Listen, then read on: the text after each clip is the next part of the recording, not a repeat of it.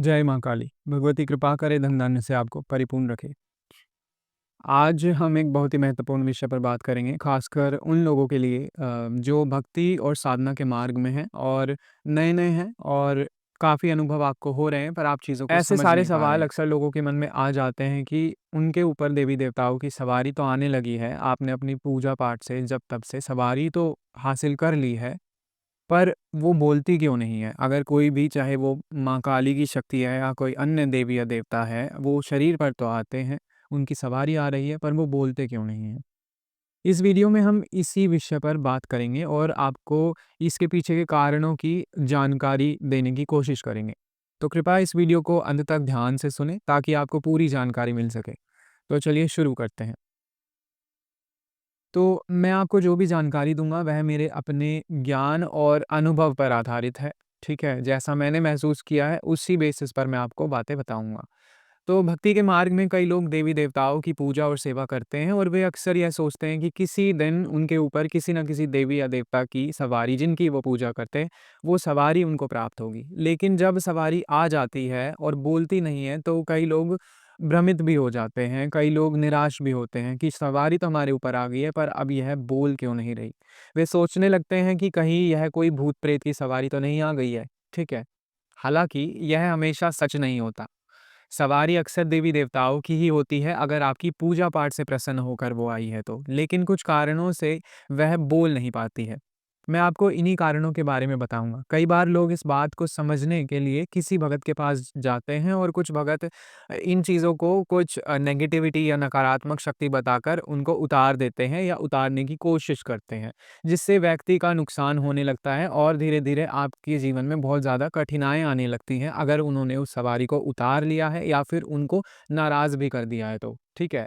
तो सवारी ना बोलने के कई कारण हो सकते हैं, जैसे कि कभी-कभी किसी भगत या तांत्रिक ने जो है किसी भी व्यक्ति जिनके ऊपर सवारी आ रही है, उनके ऊपर बंधन लगा दिए होते हैं, जिससे सवारी बोल नहीं पाती है।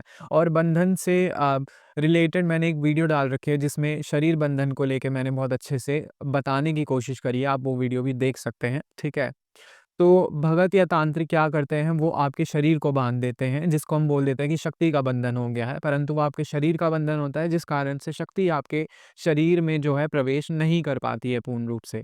फिर और कारण क्या हो सकते हैं, गुरु का अभाव होना। क्या कई लोग जो है वो बिना गुरु के भक्ति मार्ग पर चलते हैं और गुरु के बिना व्यक्ति को सवारी को जो है नियंत्रित करने का या फिर उससे बात करने का ज्ञान नहीं होता। हो सकता है कि आपने अपनी पूजा-पाठ से, अपनी मेहनत से सवारी जो है प्रसन्न हुई हो और देवी-देवता ने अपना एक कण आपको दे दिया हो, परंतु आगे बढ़ने का आपके पास मार्ग नहीं है अगर आपने गुरु नहीं बनाया है। तो गुरु के अभाव में, गुरु के ना होने से आप जो है एक सही सटीक मार्ग पर चल नहीं पाते हैं, इसलिए गुरु का होना बहुत महत्वपूर्ण होता है। तो ये कारण भी है कि गुरु ना होने से आपकी सवारी जो है खुलकर नहीं चलेगी, तो वो बोलेगी कैसे? ठीक है? इसके बाद अगर आपका गुरु है, तो गुरु पर विश्वास कितना है? यदि सवारी गुरु द्वारा प्रदान की गई है, कई केसेज़ में ऐसा भी होता है, तो गुरु का जो भक्त पर विश्वास होना बहुत ज़्यादा ज़रूरी है। गुरु को ये पता होना चाहिए कि हमारा जो शिष्य है, वो हमारे प्रति कितना समर्पित है और वो कितनी मेहनत कर रहा है, ठीक है? जब गुरु को लगेगा कि आप उस लेवल पर पहुँच गए हैं, तभी वो आपको आशीर्वाद देगा। जब तक गुरु को विश्वास नहीं होता, सवारी नहीं बोलेगी क्योंकि हो सकता है गुरु ने आपको एक कण मात्र सवारी प्रदान कर दी हो, पर उस सवारी का वेग बढ़ाना गुरु के आशीर्वाद पर निर्भर करता है। जब गुरु आदेश करेंगे तो सवारी पूर्ण तरीके से खुलकर आपके शरीर पर प्रवेश करेगी और बोलेगी भी, ठीक है? तो अपने गुरु के मार्ग पर चलें और गुरु पर विश्वास रखें, ठीक है? और गुरु को हमेशा ये महसूस कराएँ कि आपने अपने मार्ग पर उनके बताए हुए रास्ते पर चलने में क्या-क्या चीज़ें आपने जो है हासिल कर ली हैं और क्या रहती हैं। क्योंकि जो गुरु ज्ञान देते हैं और आप उस ज्ञान को फ़ॉलो करके उस रास्ते पे चलते हैं, तो गुरु को बहुत अच्छा लगता है और गुरु जो है आपको प्रसन्न होके और भी शक्ति और सिद्धियाँ और आशीर्वाद देते हैं। ठीक है? तो अपने गुरु के बताए मार्ग पर ही चलें।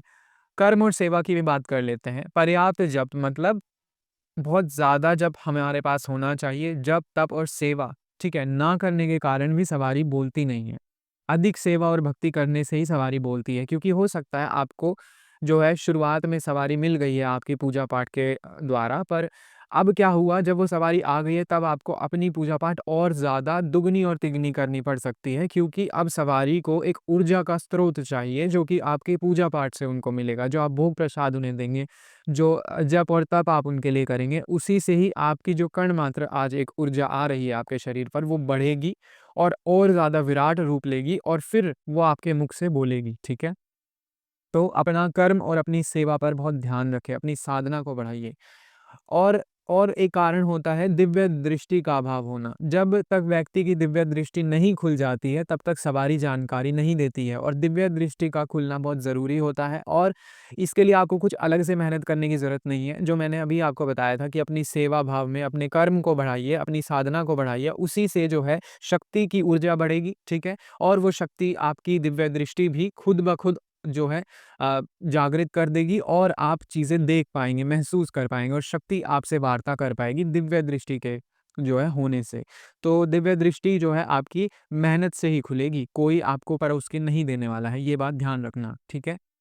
और यदि आपने देवी-देवताओं से कुछ देने का वादा किया हो, जैसे मान लो आपकी कोई मन्नत आपने माँगी और वो पूरी हो जाती है, फिर आपको वो चीज़ देनी थी, पर अब आप ये सोचते हैं कि अभी तो पैसे नहीं है, या फिर एक्स, वाई, ज़ेड कोई भी रीज़न हो सकता है, तो आप वो चीज़ नहीं पूरी करते हैं, मन्नत अपनी तरफ से आप पूरी नहीं करते हैं, तो उसे जो है पूरा करना ज़रूरी है। और वचन पूरा ना करने पर सवारी जो है वो तब भी हो सकता है वो नहीं बोलती है। तो जो भी आप सवारी से वादा करते हैं या कोई भी वचन करते हैं कि आप मेरा ये कार्य कर देंगे, तो मैं ये कार्य आपको करके दूँगा या ये भोग प्रसाद दूँगा, तो वो चीज़ आपको ज़रूर से ज़रूर करनी है, ध्यान रखना। और सवारी का पूर्ण रूप से ना आना, इसके पीछे का हो सकता है कि आपके ये सारे जो मैंने कारण बताए हैं, इनसे ही हो रहा हो। गुरु के मार्गदर्शन में साधना करें, और सुनिश्चित किया जा सकता है कि सवारी ज़रूर से ज़रूर आएगी, क्योंकि गुरु ही आपको मार्ग दिखाते हैं, और जो भी मैंने कारण आपको अभी तक बताए हैं, उनको ज़रूर ध्यान में रखें, ठीक है?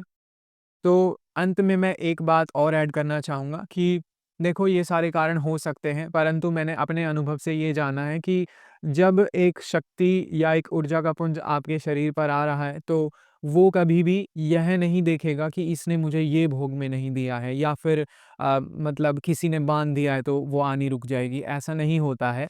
ये सारे कारण भी बहुत ज़्यादा ज़रूरी होते हैं, परंतु एक बात यह है भी है कि आपका भाव, आपकी मेहनत, आपकी दृढ़ता, पूजा-पाठ में आप कितना कर्म कर रहे हैं, ठीक है? शक्ति के ऊपर आपका कितना विश्वास है। तो ये सारी जो बातें होती हैं, अगर ये आप अपनी दिनचर्या में उतार लेते हैं, ठीक है? आप इन चीज़ों को बिल्कुल मन से मानते हैं कि हाँ, ये चीज़ है, और मैं अपनी शक्ति को बहुत अच्छे से विश्वास करता हूँ, तो शक्ति कभी भी किसी के रोकने से नहीं रुकेगी। शक्ति इतनी छोटी चीज़ नहीं होती है कि एक भगत या तांत्रिक ने थोड़ा-सा कुछ कर दिया और वो रुक गई। नहीं, वो सब आपका एक ज़रिया है आपको आज़माने का, ठीक है? शक्ति हर तरीके से आपको आज़माती है। तो अपनी मेहनत को जारी रखिए, अपनी मेहनत को कम मत करिए, अपने गुरु पर विश्वास रखिए, और अपने इष्ट पर, अपनी उस शक्ति पर, जो आपकी इतनी मेहनत के बाद आपके शरीर में प्रवेश कर रही है, उस पर विश्वास रखिए। जिस दिन शक्ति को खुलना होता है, वो खुद ब खुद बिना ही किसी अ, बाहरी कारण के आ जाती है आपके शरीर पर, और बोलने भी लगती है, मैंने ये जाना है। तो आप इस चीज़ का ध्यान रखिए, जो भी मैंने कारण बताए उनका ध्यान रखिए। मैं उम्मीद करता हूँ कि आपको यह जानकारी समझ में आई होगी। यदि आपको यह वीडियो पसंद आता है तो कृपया इसे लाइक करें, और ज़्यादा से ज़्यादा जो है शेयर भी करें, और आप कमेंट में अपने प्रश्न जो है कर सकते हैं। अगर आप मेरे चैनल पर नए हैं तो कृपया सब्सक्राइब ज़रूर कर लें, और अ, बेल आइकन भी आप प्रेस कर लें, ताकि जो भी नई वीडियो आएगी आपको उसका नोटिफ़िकेशन मिलता रहे। और आपका कोई भी प्रश्न है, जैसा मैंने कहा, आप कमेंट में लिख सकते हैं, और आप अगर हमसे तर्क लेना चाहते हैं या फिर अपनी किसी समस्या के बारे में जो है बातचीत करना चाहते हैं, तो आप हमसे इंस्टाग्राम पर जुड़ सकते हैं। आपको समय दे दिया जाएगा, और हाँ, इसके लिए किसी भी प्रकार का शुल्क नहीं लिया जाता है। यह निःशुल्क सेवा है, और किसी प्रकार के पैसे की डिमांड नहीं की जाएगी। तो आप इंस्टाग्राम पर मैसेज कर सकते हैं अगर आपको किसी आपके विषय के बारे में बात करनी है। मैं आपसे नेक्स्ट वीडियो में मिलूँगा, तब तक के लिए जय माता दी, जय श्री महाकाल।